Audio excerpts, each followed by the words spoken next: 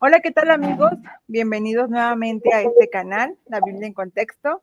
El día de hoy tengo nuevamente conmigo de invitado al profesor Raúl Arce aquí con nosotros para hablar de este tema que voy a poner aquí abajo en la pantalla. Miren, luminarias y maldiciones. Y como pueden ver en la miniatura, vamos a hablar de errores de traducción de una Biblia en particular. Profe Raúl, ¿cómo se encuentra usted? Muy bien, Norma Lilia, siempre es un gusto que usted me invite a su canal a hablar de estos temas tan interesantes para su audiencia. Gracias. Bueno, este tema, como también ya me había pasado con los otros que compartí con el profe Raúl, fue porque yo vi uno de sus videos y de sus clases sobre este tema y lo invité para compartirlo aquí en el canal porque yo sé que también hay muchas personas que desconocemos este tema como tal. Y bueno, el tema en cuestión tiene relación con la famosa Biblia textual, la edición 4, la cuarta edición, perdón, que estoy segura que muchos de ustedes conocen, al menos muchos de los que yo conozco también en internet alguna vez lo han mencionado, y es que normalmente se nos vendió como pues la Biblia, precisamente como dice textual, es como que la más cercana a los textos, pero resulta que esta cuarta edición está un poquito extraña. Entonces, vamos a hablar de unos pasajes muy específicos y el profe nos va a hacer Raúl de explicarnos cómo está la situación. Ya conforme la charla, pues ya sacamos el tema. Perfecto. Perfecto. Bueno, como tú bien dices, Norma Lilia, cuando uno se va a dedicar a hacer una traducción de la Biblia, ¿verdad? Está en la obligación de presentar todos los soportes por las decisiones de traducción que ha tomado, ¿verdad? Y como tú bien lo decías, esta Biblia, estoy leyendo acá parte del lomo de la Biblia, de la caja, dice que la Biblia textual cuarta edición expresa sin compromisos no lo que el autor sagrado pudo haber dicho, sino lo que él dice en el hebreo, arameo y en el griego.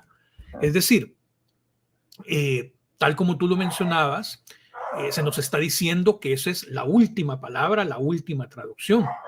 Sin embargo, esto se lo puede tragar cualquier persona que no sea estudiante de las lenguas originales como el hebreo, el arameo, el griego, pero no tan fácil para aquellos que nos dedicamos a eso, ¿verdad? Para aquellos que nos dedicamos a estudiar, en mi caso, la evolución, toda la evolución de la lengua hebrea desde sus raíces arcaicas, ¿verdad? Pasando por el paleohebreo, el hebreo de Qumran, medieval, etcétera. En ese sentido, creo que el escrutinio que se debe hacer sobre toda traducción es algo que nosotros como consumidores de un producto tenemos todo el derecho de hacerlo.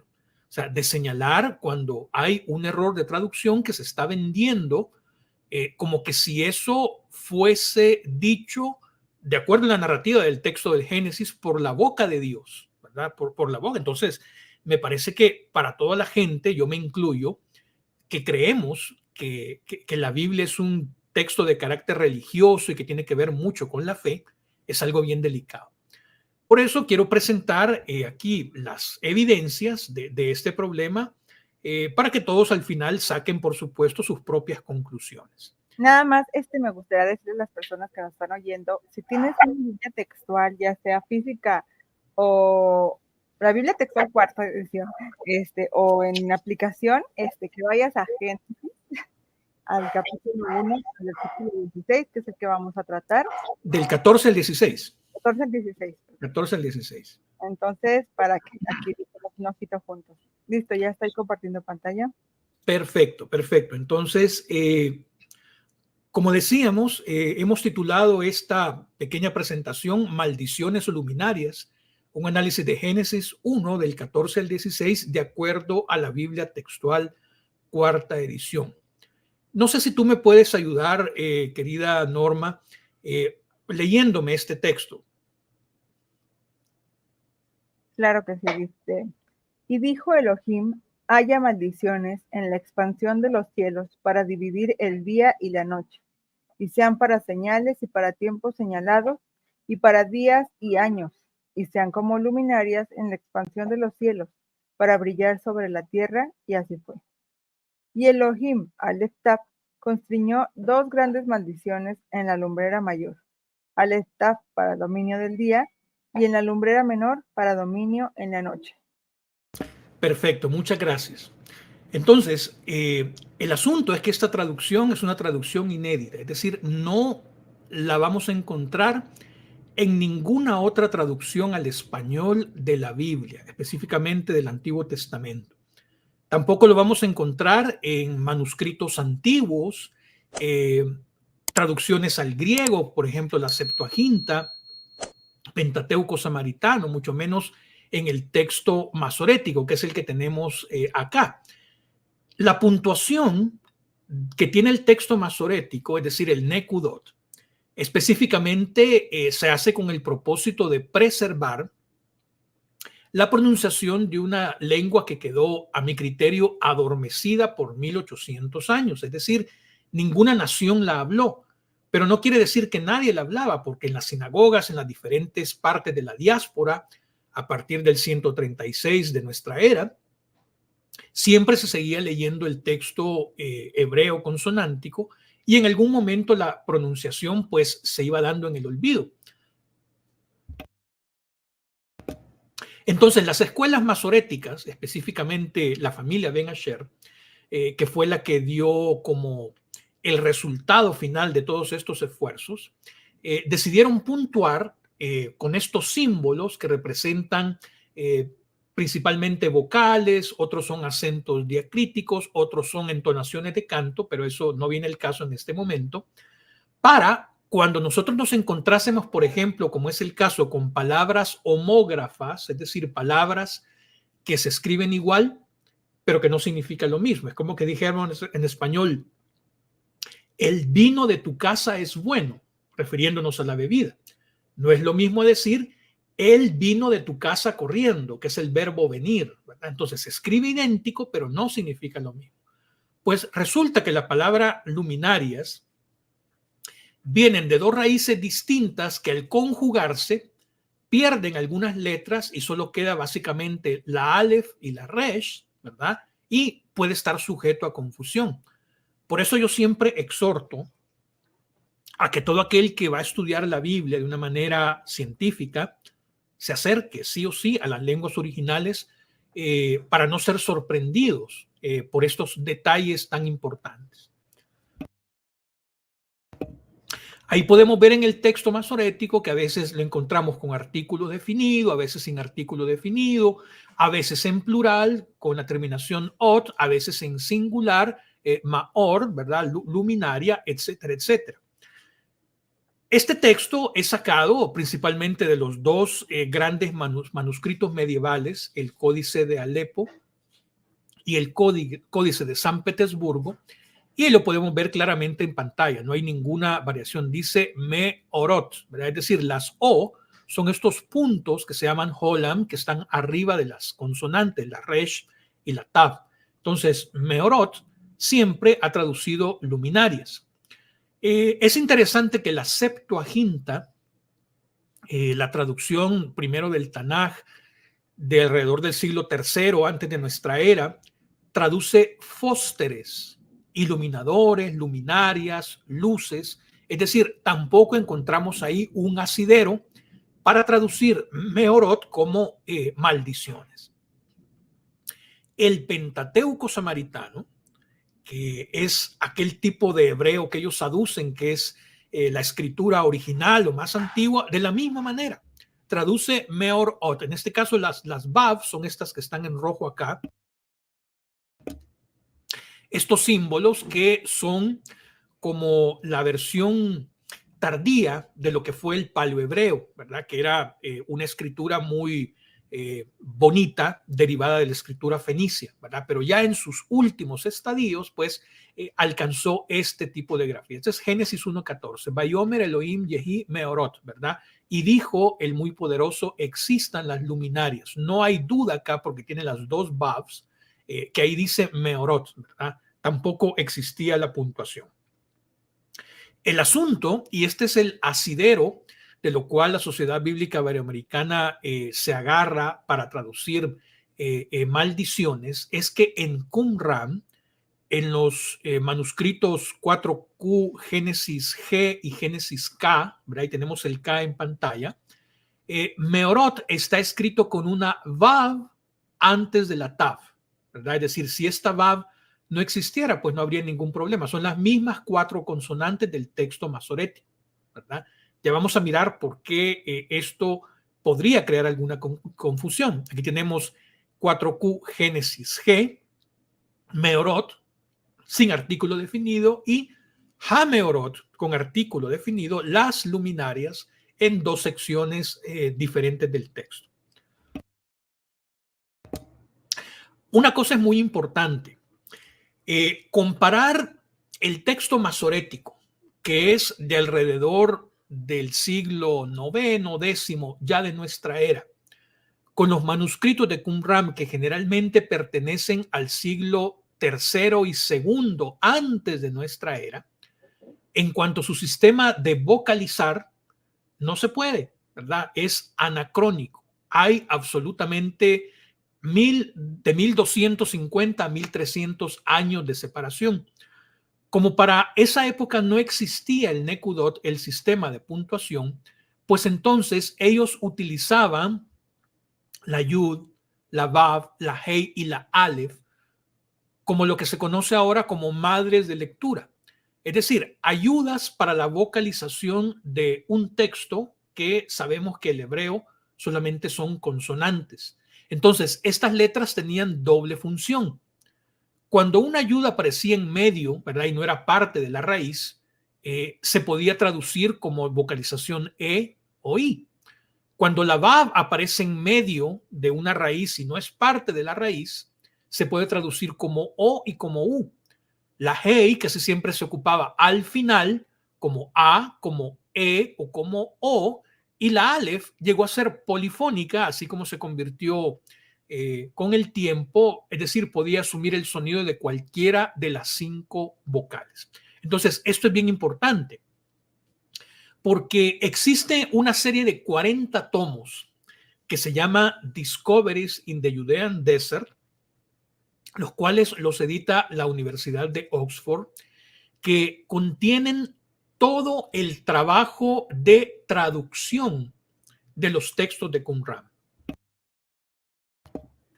Específicamente los manuscritos de los cuales les he hablado pertenecen a la cueva 4 de Qumran. Y esa es una cueva de las más prolijas que hay. Es decir, ahí se encontró, yo me atrevería a decir que el 75% de todo lo que se encontró en Qumran estaba en la cueva 4. Entonces, esto se refiere a manuscritos que van desde Génesis a Números. Dentro de los eruditos que trabajaron en esta cueva se encuentra Eugene Ulrich, Frank Moore-Cross, James Ron Dávila, que hay que ponerle mucha atención a este señor, Nathan Jastram, la doctora Judith Sanderson, Emanuel Tov también y John Strobel. Entonces, ellos se dedicaron a descifrar cómo es que vocalizaban los textos, es decir, cómo le daban la pronunciación correcta en una época donde faltaban como 600, 700 años para que se inventaran, ¿verdad?, las Nekudot. Entonces, es muy interesante, porque dentro de todo este complejo texto, ¿verdad?, donde lo cual se describe las variaciones que hay con respecto al texto masorético, dice en la línea en que está subrayada que la Vav, que tiene sonido O o U, se escribe cuando se acentúa y no se escribe cuando no se acentúa. Es decir, si yo quiero producir una palabra aguda, es decir, con su golpe de voz en la última sílaba, yo escribo la Vav. Entonces digo Hameorot, ¿verdad? Produzco una palabra con acento agudo. Pero si yo quisiera escribir una palabra grave, es decir, acentuada en la anteúltima sílaba, entonces yo no escribo la última Vav y la escribo en medio de la raíz. Entonces digo Hameorot. Estoy produciendo una palabra grave. Y así con las diferentes variaciones. Entonces, este trabajo es un trabajo académico que específicamente el doctor James Ron Dávila se dedicó por muchos años a descifrar y a producir estos textos que están a la venta y disponibles para cualquiera por un precio obviamente no asequible en la Universidad de Oxford.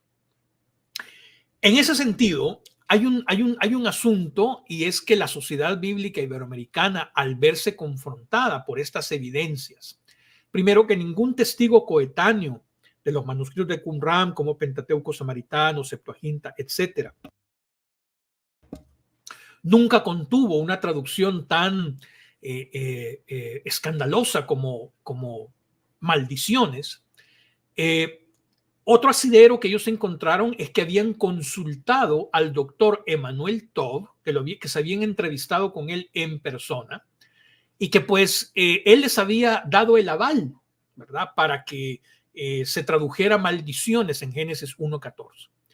Yo le consulté al doctor Emanuel Tov, le escribí una carta sin yo conocerlo, sin ser amigos, y él muy gentilmente me respondió, le puse el texto, cómo se había traducido, cuáles eran los asideros gramaticales para que ellos tradujeran así. Y él muy amable me contesta de la siguiente manera. Aquí tengo la captura de pantalla.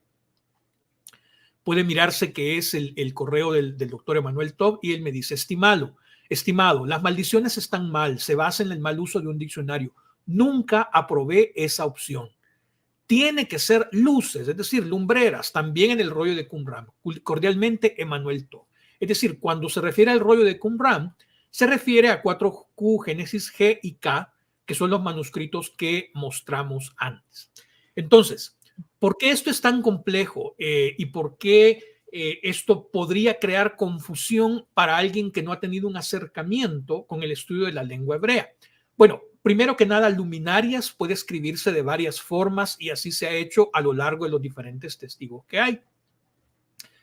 Puede escribirse así, meorot, ¿verdad?, con estos puntos, haciendo la función que antes hacían las vav, ¿verdad?, que estaban en medio de acá y en medio de acá. Ahora el Holam sustituye esa función, meorot, texto masorético entre el siglo IX y siglo XI después de la era cristiana.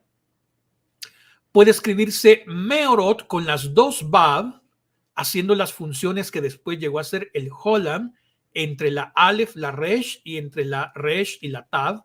Ahí no hay duda, el Pentateuco Samaritano, probablemente comenzado en el siglo III antes de Cristo, pero los testigos que tenemos son del siglo XII, ya de nuestra era, pero siempre son copias fieles de los manuscritos más antiguos. Entonces se escribió meorot, luminarias, nunca maldiciones.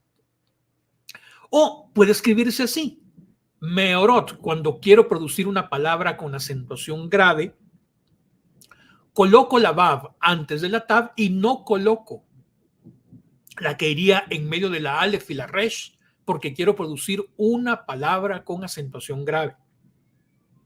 O también puede escribirse fósteres, ¿verdad?, como lo hizo la Septuaginta, que es una traducción de un largo proceso que comenzó probablemente en el siglo III antes de la era cristiana, o quizás antes. Otras versiones de la Biblia, como por ejemplo la Biblia Peshitta, traduce luminares, ¿verdad? La Vulgata Latina traduce luminaria también. Es decir, no existe una sola versión de la Biblia más o menos coetánea entre el siglo III antes de Cristo y el siglo III después de Cristo, que haya traducido otra cosa en Génesis 1:14 al 16 más que luminarias. ¿Cuál es el problema? Bueno, si nosotros revisamos Proverbios 3:33, encontramos que dice meerat, y si se fijan son exactamente las mismas 4 consonantes pero vocalizadas distintas, ¿verdad?, es decir, con diferentes vocales en la parte de abajo. Esa sería una E corta, una E larga, una A, meerat, ¿verdad? Y eso sí traduce maldición. También en Proverbios 28:27 se dice meerot, pero no meorot, meerot, ¿verdad? Y traduce Rav Meerot, grandes maldiciones, ¿verdad?, o maldiciones abundantes. Génesis 1:14, la parte A es meorot, ¿verdad? Con los dos holam aquí abajo, y eso es luminaria. ¿Qué sucede? Estas son las raíces que producen tanto la raíz que significa maldición y la raíz que significa alumbrar, dar luz, iluminar, es decir, de luz, de luminaria. Una es la raíz arar y otra es la raíz or. Una de estas dos letras duplicadas cae a la hora de conjugar. Y la vav, por ser un verbo de los llamados débiles, cae también a la hora de conjugar, no siempre está ahí presente.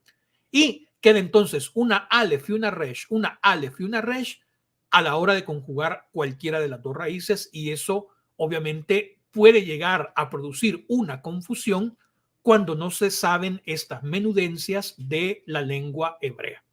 Muy bien, esto es complejo. Dígame.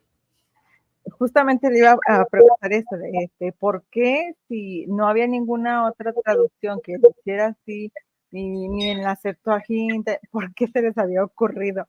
Entonces es porque las raíces se parecen, por decirlo así. Sí, son raíces homógrafas a la hora de estar ya conjugadas. ¿Verdad? O sea, ambas se escriben con las mismas 4 consonantes, mem, aleph, resh, tav, mem, aleph, resh, tav, pero la vocalización es distinta.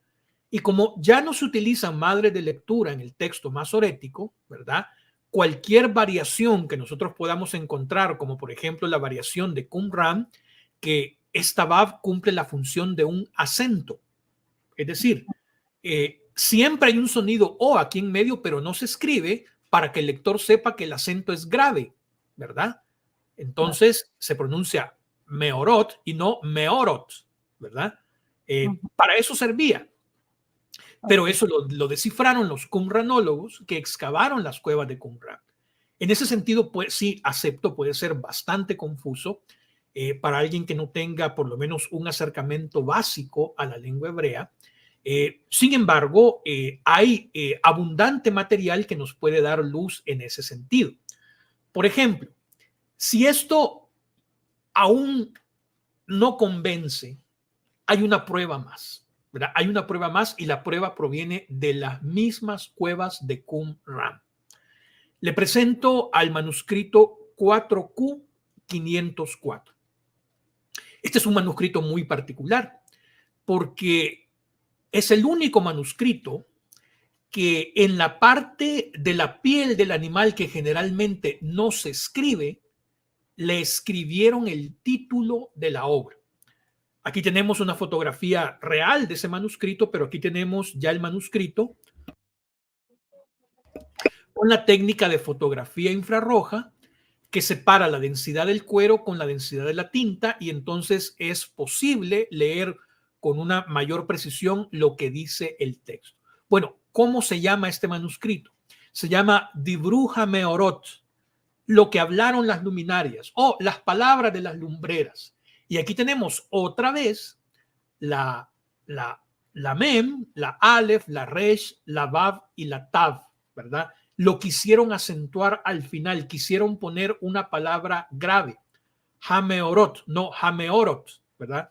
Entonces por eso pusieron la vav. Entonces esto es exactamente igual a 4Q Génesis K y 4Q Génesis G, ¿verdad? Que son los asideros de la Sociedad Bíblica Iberoamericana para traducir maldiciones. Pero existen otros manuscritos que no hablan absolutamente nada de maldiciones, ¿verdad? Estos son himnos litúrgicos que tienen exactamente las mismas letras. Mem, Aleph, Resh, Vav, Tav. Artículo definido, hey, Mem, Aleph, Resh, Vav, Tav. Dibru HaMeorot, Meorot. Lo que hablaron las luminarias, luminarias, ¿verdad? Entonces, existen manuscritos del mismo Qumran, como el 4Q504, que totalmente derriban esa tesis de que esto podría decir maldiciones. No, el hebreo es contextual y ninguna otra traducción a ningún otro idioma ha traducido semejante cosa, ¿verdad? Como que Dios hizo maldiciones en el día 4, sino que siempre ha sido luminaria. Aquí tenemos de la traducción de Florentino García Martínez, él traduce palabra de las lumbreras, ¿verdad? Y se trata, de un texto litúrgico que se rezaba en la oración del sábado. Oh Señor, obra pues de acuerdo contigo, de acuerdo con tu gran fuerza, tú que perdonaste a nuestros padres cuando amargaron tu boca, y así todo lo que la liturgia que se hacía en la comunidad de Qumran. En ese sentido, podemos darnos cuenta que no existe básicamente ningún asidero desde la gramática, ni siquiera de la gramática histórica, para poder traducir Meorot como Merat, que sería maldiciones, perdón. Básicamente, ante esta evidencia, pues hay muy poco que hacer, pero lo que sí hay que tratar de dejar muy claro es que hacemos esto con la mejor intención, no con la intención, digamos, de atacar a una sociedad que traduce la Biblia, sino que por el contrario, defender a los que consumen esa Biblia, ¿verdad? Que tienen todo el derecho de hacer preguntas, mire, ¿y esto por qué es así? No es suficiente poner porque 4Q Génesis G y 4Q Génesis K tienen una Vav al final, porque eso tiene una explicación académica, gramatical, avalada por los mejores científicos de la lengua hebrea que trabajaron no en el escritorio, trabajaron arrodillados, desempolvando los fragmentos de la cueva 4 de Qumran. En ese sentido, el llamado siempre ha sido a la sociedad bíblica iberoamericana para que pueda corregir este error. Y así la Biblia pues tenga un futuro prometedor, esté al alcance de todo, pero no el hecho de estar poniendo palabras en la boca de Elohim que él nunca dijo, ¿verdad? O sea, él nunca dijo que iba a ser maldiciones. Y es que también incluso en español no tiene sentido la traducción, o sea, cuando uno lo está leyendo como que te sacas de onda, decimos en México. Claro, porque las maldiciones, digamos, no tienen materia, ¿verdad? Ajá. En cambio, el sol y la luna, que es a lo que se refiere la lumbrera mayor y la lumbrera menor en ese verso, el sol, ¿qué es? Pues es un reactor nuclear que constantemente está emitiendo radiación. Y la luna es un cuerpo opaco, sólido, ¿verdad? Que incluso el hombre se cree que ha podido llegar. Entonces, eso tiene masa, tiene materia. Pero una maldición se pronuncia, una maldición se dice, pero no se crea, ¿verdad? Entonces, como tú lo dices, estoy totalmente de acuerdo, ni siquiera en español tiene sentido. Claro. Y como dice usted, pues aquí la cuestión es defender de cierta forma a los que somos consumidores, ¿no? El consumidor, así es. Yo platicaba usted antes de entrar al aire de que yo nunca compré la BTX 4, pero sí tuve la aplicación. Entonces, sí, solía usarla cuando iba a la iglesia, y leía algunos textos, y me sentía muy contenta porque decía, no, es que estoy como que con la última, claro, de las mejores. Así se siente uno, pero de todas maneras siempre había una cosquillita. Yo también fui colportor de la Sociedad Bíblica Iberoamericana ya por el 2014, hace muchos años. Uh-huh. Y los foros bíblicos eran espectaculares. Es decir, el trabajo de la Sociedad Bíblica Iberoamericana hubiera sido excelente, muy bueno. Si es que en otras partes, principalmente el del Nuevo Testamento, la restauración textual ha sido fabulosa, excelente, muy bien. Desgraciadamente con el hebreo, este error, por ser tan escandaloso, opaca todo lo demás bueno que se pudo haber hecho. En ese sentido, el eslogan de que se le está poniendo a disposición del autor, del consumidor, lo que el autor sagrado dijo en los idiomas originales, es totalmente falso, ¿verdad? Y eso, como defensores de los consumidores, que todos aquellos que nos dedicamos, por ejemplo, a la enseñanza de las lenguas semíticas, hebreo, etcétera, estamos en la obligación moral de hacer. No nos podemos quedar callados, y esto no es algo que lo hacemos con alevosía o con maldad para alguien, no. Simple y sencillamente los consumidores de una traducción de la Biblia tienen el derecho a conocer estas cosas. Claro. Como dice usted, como lo comentó, que si nos interesa estudiar la Biblia de una forma más consciente, sí es necesario que estudiemos un poco sobre estos idiomas originales de la Biblia, porque a mí a veces me llegaba a comentar de, ay, entonces necesito saber hebreo para que Dios me hable. Ay, entonces, no necesariamente, pero la Biblia, que ya es un texto que estamos heredando, que viene de pueblos que hablaban de cierta forma, es necesario que conozcan un poco, porque aunque hay buenas traducciones, que yo no menosprecio, pero para nada, o sea, los trabajos de los traductores de cualquier sociedad bíblica, porque es titánico, o sea, me ha tocado tener aquí al profesor Marlo Winnet, incluso al doctor Fausto Liriano, que ellos trabajan mucho con esto en la traducción, o sea, lo que hacen es un trabajo grande y serio. Pero a ver, Norma Lilia, una pregunta. ¿Alguna vez tú te has topado con una traducción que en Génesis 1:14 diga maldiciones en vez de luminares? No, por eso me salta la vista. O sea, bueno, exactamente. Entonces, no es posible que todo ese esfuerzo que se ha venido haciendo por más de 500 años de traducir la Biblia al español desde Casiodoro de Reina, ningún teólogo, científico, hebraísta, ¿verdad?, haya pasado por alto que ahí diga maldiciones, ¿verdad? Bueno, que no se había descubierto Qumran, sí, ok, pero tampoco en Qumran dice maldiciones, y para eso están los tratados de los grandes eruditos que trabajaron en esos textos. Claro, y aparte como estaba diciendo de que no hay como conocer un poquito del hebreo, porque si tú vas, puedes investigar, vas a un diccionario, y ok, cuando algo te saca de onda, vuelvo a decir forma de hablar mexicano, ¿no? Porque así ya dices tú, oye, ¿por qué dice? O sea, si en español yo no lo estoy entendiendo, a ver, voy a ir al hebreo para ver por qué dice así. Entonces, si no conocemos estas lenguas originales, pues nos da igual, o podemos decir, confiar totalmente en los traductores cuando aquí estamos viendo que se hizo algo ahí raro, ¿no? Con alevosía, no sé si decir, no creo que con maldad, pero sí. La razón no la sabemos, ¿verdad? Realmente no la sabemos. Circulan muchísimos rumores, pero este no es un canal de rumores. Entonces, la razón para nosotros es desconocida totalmente. Quizás haya sido un error de desconocimiento sin mala intención. El asunto es que llevamos años escribiendo a los consejos consultivos, a los directores, y no obtenemos respuesta. Entonces, no queda de otra que seguir defendiendo a los consumidores de las traducciones de la Biblia. Hay excelentes traducciones de la Biblia. De hecho, una de las que a mí más me gustan es la Biblia textual tercera edición, ¿verdad? Que se supone que es la base, como los cimientos de la cuarta edición, y no traduce de esa manera Génesis 1:14. Eso es importante, porque también yo se lo preguntaba antes de entrar, de que sepamos que no todas las textuales lo tienen así, porque ya nos llega la cuarta edición, la vemos que está mal traducida y decimos, que toda la Biblia textual está corrupta, pero realmente la edición anterior no tenía estos errores. No. La tercera edición para mí es una de las Biblias favoritas, es una de las traducciones favoritas para mí, ¿verdad? Principalmente porque también tiene muchos aciertos en el Nuevo Testamento, ¿verdad? Pero ese ya sería tema de otra conversación. Por el momento, básicamente, querida Norma Lilia, eso es lo que quería compartirles, ¿verdad? No sé si tienes alguna pregunta final o algo que haya quedado en el tintero. No, bueno, me gustaría hacer una pregunta, pero sería ya de otro pasaje o de un pasaje anterior a ese, y también se lo comenté antes de entrar.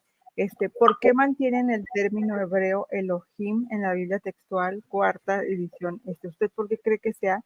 ¿Por qué no le tradujeron como normalmente lo traducen todas, ¿no? Dios. Sí. Lo dejan Elohim como que meten el hebreo con el español. Sí, es una mezcla de español con transliteración de hebreo. Elohim lo que significa es todopoderoso, muy poderoso, poderosísimo.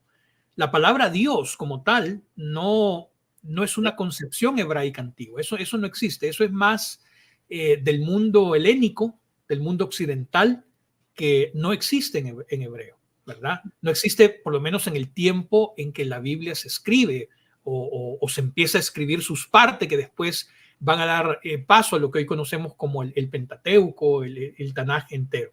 Entonces, yo creo que esa es una licencia que también de la misma manera la Biblia textual tercera edición lo hace, que los términos que no son muy precisos traducirlos al español, porque estoy de acuerdo en que Elohim no significa Dios.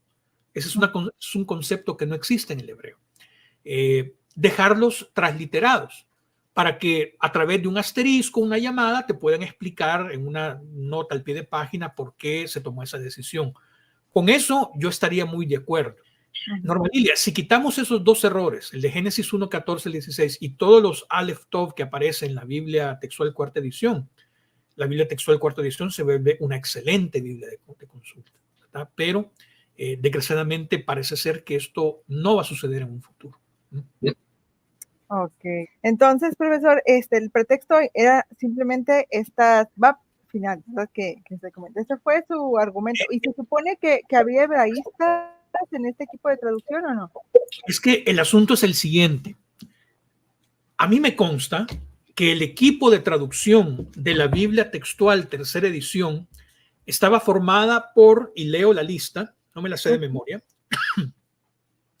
Eliú Monasterios, Humberto Casanova, Ricardo Cerny. Si le suena algún nombre con algún interlineal, es porque ellos son los autores.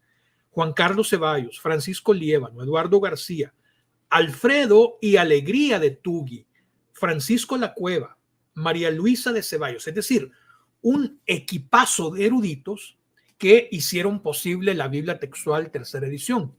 ¿Qué pasó con todos estos eruditos? Pues ya descansan en la presencia del Señor, ¿verdad? Entonces, al final, ellos no estaban presentes para avalar este tipo de traducciones. Eso es el asunto, esa es la causa. Entonces, la traducción me parece demasiado arbitraria y estriba en el desconocimiento de que esas famosas Vav se usaban como acentuación en la época de Qumran. Eso es todo, es sumamente sencillo de entender, pero no es fácil de accesarlo para el estudiante común, ¿verdad? Claro. Bueno, pues ha quedado clarísimo. Entonces, ¿Qué me alegra? ¿Qué me alegra? Si tienen una Biblia textual, ahí táchenle luminarias para que Sí, no luminarias. tiren toda la Biblia, ¿no? Nada más ahí me corrijan. Luminarias. Recuerden también compartir este video con sus conocidos, porque en serio la Biblia textual es bien popular, sobre todo en los más jóvenes. Bueno, yo lo he visto así, ¿verdad? Sobre todo en los más jóvenes, porque muchos más mayores están casados con la Reina Valera. Entonces, a los que están un poquito más jóvenes y les gusta mucho esto de lo textual, compartan este video para que también tengan esta información y dejen aquí su comentario, si tienen algún comentario o si han notado otra cosa rara también en la Biblia textual que les gustaría que el profe nos explique, allí déjenlo también en los comentarios. Muchas gracias por esta charla, por esta explicación sobre este pasaje, profesor. Con muchísimo gusto, siempre es un placer y un privilegio venir a tu canal, querida Norma. Así que estamos siempre a la orden para cualquier cosa en que este servidor les pueda colaborar, ¿verdad? Me despido de la audiencia deseándoles buenas noches, ¿verdad? Laila Tov y Litraot, hasta que nos volvamos a ver también. Gracias. Recuerden también que él está trabajando en el canal de la Escuela de Alejandría, para que porfis vayan. También allá dejen sus likes, se suscriban, porque tienen muchos temas. Yo se los he dicho en otras ocasiones. Tienen muchos temas y valen mucho la pena los diálogos que tienen allí, y pues suscríbanse para que no se los pierdan también. Entonces, pues nos estamos viendo pronto. Gracias a todos los que nos vieron, que estén muy bien. Shalom.